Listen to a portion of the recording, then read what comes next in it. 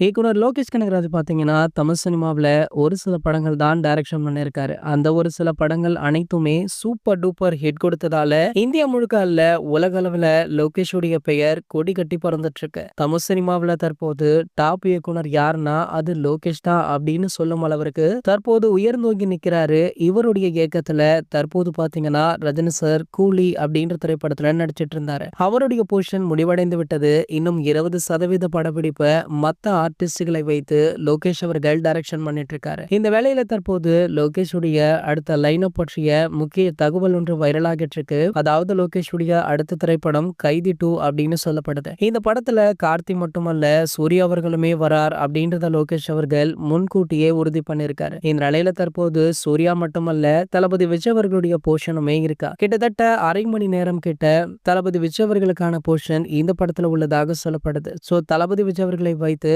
லோகேஷ் அவர்கள் லியோ அப்படின்ற படத்தை கொடுத்தாரு. இதுவுமே இவருடைய எல்சியூல அடங்கும். ஆகையால கைதி திரைப்படத்துல தளபதி விஜய் அவர்களுடைய காட்சி உள்ளது தளபதி ரசிகர்களுக்கு ஒரு மிகப்பெரிய மகிழ்ச்சியான செய்தியாக அமைஞ்சிருக்கு. காரணம் என்ன அப்படின்னு பாத்தீங்கன்னா, தளபதி விஜய் அவர்கள் தற்போது நடிச்சிட்டு இருக்க திரைப்படம் தான் அவருடைய கடைசி படம் அப்படின்னு சொல்லப்பட்டு வந்த நிலையில இன்னும் ஒரு படத்துல தளபதி விஜய் அவர்களை திரையில பார்க்கும் பொழுது கண்டிப்பாக வேற லெவல்ல இருக்கும் அப்படின்னு தளபதி ரசிகர்கள் இதனை கொண்டாடிட்டும் இருக்காங்க. சரி, ஓகே, இந்த தகவலை பத்தி நீங்க என்ன நினைக்கிறீங்க அப்படின்றத கீழே உள்ள கமெண்ட் செக்ஷன்ல கமெண்ட் பண்ணிட்டு நம்ம சேனலை மறக்காம சப்ஸ்கிரைப் பண்ணிக்கோங்க.